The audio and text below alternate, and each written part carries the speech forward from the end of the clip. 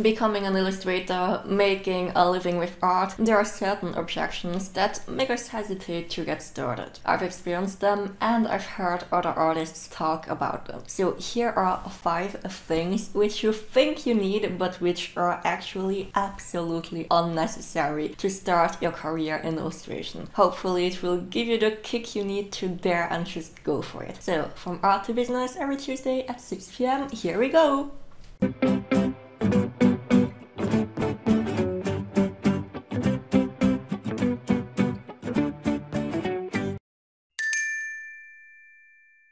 I need to improve my art. There are so many other artists who draw better than me. My art isn't good enough yet. How many artists keep putting off showing themselves because they think they're not good enough yet? Spoiler, yes, you can always improve, and yes, there will always be more talented artists than you. And really, that's the beauty of the business. You're always evolving and creating better and better drawings every year. So why wait? You never know who will be interested, and your illustrations, your manga pages, your comics can be an inspiration now to people you wouldn't even imagine. In 2007, one of my very first blogger artist friends, PsychoCat, created a fan art of one of my receipts. Now a freelance artist, she did a redraw recently and her style has improved so much, it was really amazing. The same goes for me, the drawings on my first blog still had so many flaws. But I think it's precisely because of that first step of just daring to show up and share your passion, getting your first comments, being encouraged by strangers and other people, that you will have this motivation to keep on creating and improving every single day until you reach the point where you can make a living from your passion.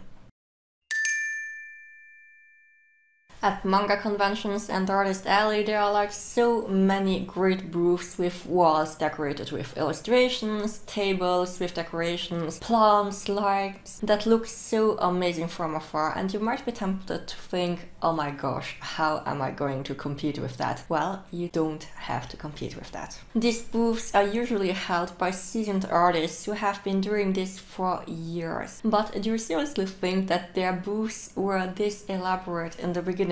You will also find other, smaller, less decorated tables by amateur artists, and despite the simplicity, it does not stop them from selling. Seriously, at my first convention, I didn't even have a tablecloth and just a miserable pile with a dozen manga in a box. And I sold stuff and gained new fans. You don't need a big budget in the beginning, especially when you don't know what to expect, what artwork will appeal. Just try and go for it. Show yourself to people and you will improve your presentation and products as you go along with an audience that will slowly but surely grow.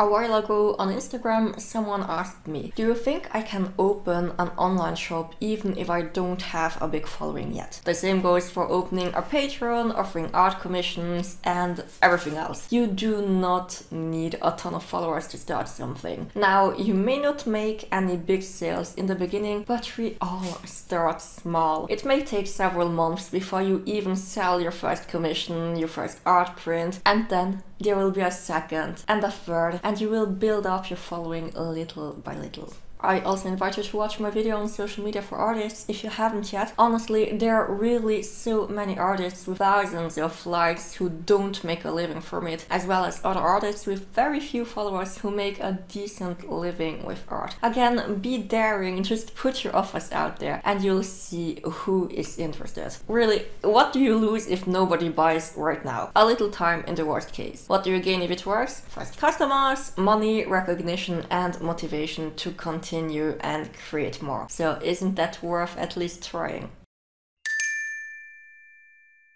Whether it's a big Wacom tablet, the whole Copic range, a 4K camera, a high performance scanner, no, you don't need all that equipment. At least not right away. Before you invest in bigger things, is this really what you want to do? Can't you just make do with what you have and see if it really suits you? Because people buy prints even if it's printed on amateur homemade photo paper if they really like it. They also watch videos of illustrations even if the lighting isn't 100% 100% perfect. When I started online manga classes in 2016, I had a simple €10 microphone, but I was recording classes every month for Patreon, and despite the very basic editing and sound, I was making consistent 200 to €300 every month because the content was educational and the students were progressing. It was only after a whole year that I bought the professional microphone that I'm still using now because I had tested the market and was 100% sure of my investment that I wanted to continue with online education. Seriously, the equipment does not make the artist. It's your ideas and creativity that will make you stand out.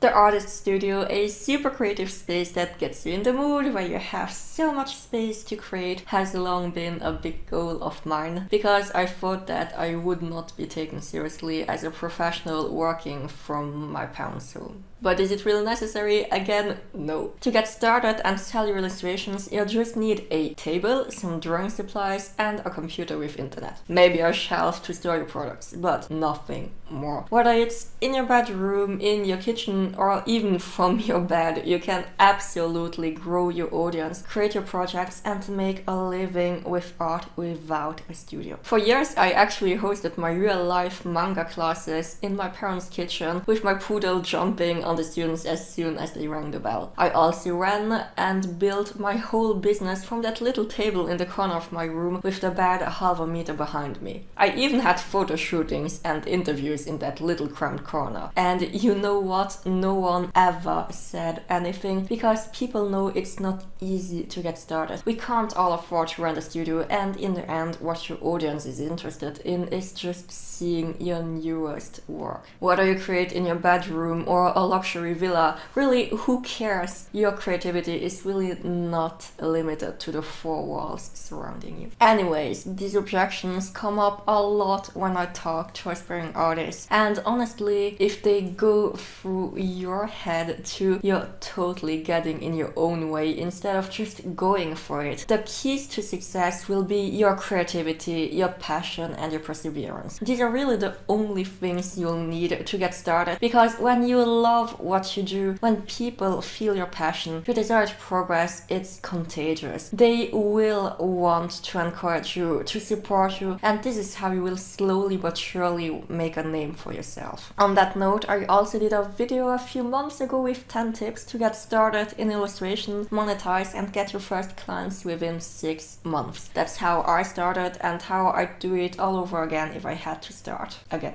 So tell me now if you haven't dared to start yet. Do any of these objections resonate with you? Do you have any others that are holding you back? Or if you have already taken the plunge, what doubts did you have that prevented you from starting? Leave us a comment so we can motivate each other by blowing away all those limiting beliefs, because it's never too late or too early to start your art career. Nothing is perfect in the beginning, and you will definitely learn, improve, and grow with every experience. If you like this video, you can support the channel for free by liking, sharing, and subscribing. You can also become a patron on patreon.com/SabrinaK, which helps me continue to produce free content and pay my lovely assistant who edits all the videos to allow me to create more and keep on sharing experiences to support aspiring artists like you. Otherwise, see you here again on Tuesdays at 6 p.m. for new episodes from Art to Business in English and French. So see you soon!